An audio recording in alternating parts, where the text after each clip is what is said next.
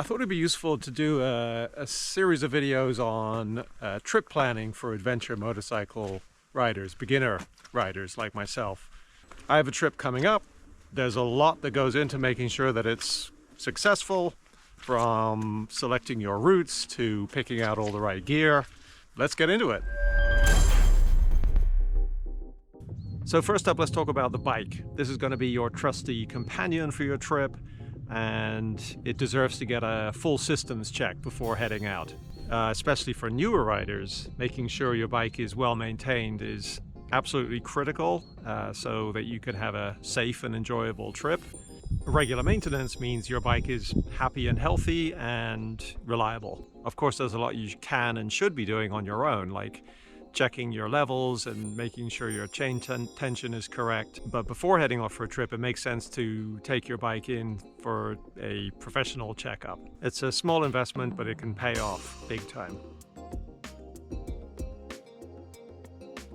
As an adventure rider, you're going to be hitting city streets, sand, dirt roads, mud, who knows? And having the right tires for the kind of conditions you're going to be in is paramount. You've got to have all of your bike's fluids topped up and checked. That means oil, brake fluid, coolant. Just go through them all, check they're at the right levels so your bike will be running smoothly and predictably. Check the oil level using the sight glass and top it up as needed with the correct grade of oil for your bike. You maybe even want to consider an oil change ahead of your trip. Check the coolant level in the reservoir when the engine is cold and top it up with recommended coolant if needed. Also inspect all the hoses and connections for signs of leaks or damage. Check the brake fluid reservoir and make sure the fluid level is between the minimum and maximum marks. If it's low, it may mean you have worn brake pads or a leak in the brake system, which you should definitely get looked at before heading out. Let's talk gear. Packing smart and light is the name of the game. Your jacket, helmet, pants, your gloves and boots will help you keep protected from the elements, and of course will keep you safe if you happen to come off, so don't skimp on quality. Your protective gear is one area where you should definitely pay for the best that you can afford. Clothing is really bulky, so just try to keep it to a minimum. Pack a pair of lightweight hiking pants, one is enough, a light jacket, a few pairs of underwear and socks, a couple of t-shirts, and a pair of lightweight sneakers. Remember, you can always wash your clothes along the way, so definitely pack as little as you can get away with. If you use earplugs, bring some spares.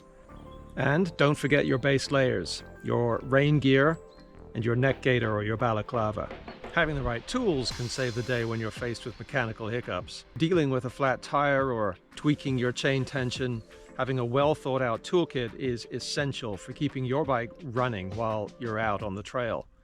I'll go into what's in my toolkit in another video, so subscribe and you can check that out later. The devices you bring are more than just handy tools. They're your virtual guide and communication hub. Depending on the kind of network coverage you're going to have, you could just use your smartphone either with a Maps app or with a GPS app, or go with a standalone GPS unit. If you're going to a remote location with your smartphone only, make sure you download offline routes and maps before you go. If you're going on your own, bring an emergency satellite communicator just to send messages if you get into trouble. Look for a lightweight, compact tent designed for backpacking or motorcycle camping. I've been using this two-person tent. It actually came from Walmart, but it's compact, it's light, it's actually been really reliable.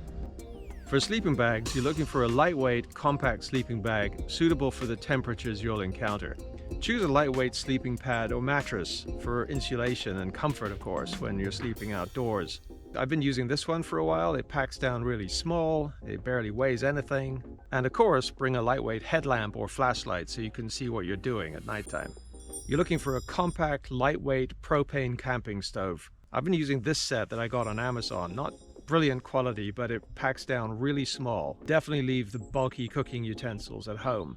Just one pot is all you need. Don't overdo the camping food, but bring a couple of dehydrated camping meals and 1 or 2 small cans of tuna or such. And have a stash of non-perishable snacks to keep you going, and of course, carry plenty of water. I generally carry a water bladder in my backpack and another container of water in my luggage.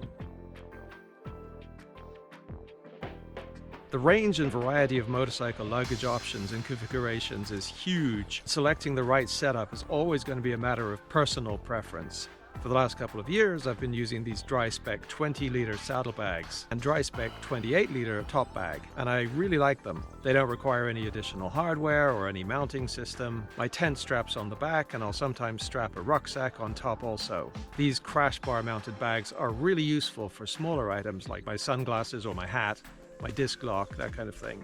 Make sure you have a compact first aid kit with essential supplies for treating minor injuries. Bring travel-sized toiletries in lightweight containers. Bring a lightweight, quick-drying towel. I generally bring a small microfiber towel. And don't forget your essentials like sunscreen, insect repellent, and medications in lightweight travel-sized containers. Keep important documents like your license and registration handy. I keep mine in my jacket, but some people put them in a Ziploc and tape them under their seat. Don't forget to check that you have the right insurance coverage, and in some countries you may also need an international driver's license. So, your bike's in good shape, you've checked every checkbox in your gear list. All that's left is to strap everything to the bike and see how it fits. Now's the time to test pack your bike and take it for a spin. You'll want to make sure that it's balanced and responsive and that you're used to the additional weight and the shift in the center of gravity. Okay, I'm going to leave it here for today. If you enjoyed this video and got something out of it, head down the bottom there and hit subscribe. Give this video a thumbs up. In my next video, I'll talk about selecting a route and some of the other kind of logistical planning that goes into putting a trip together. So thanks for joining me, and I'll see you next time. Cheers.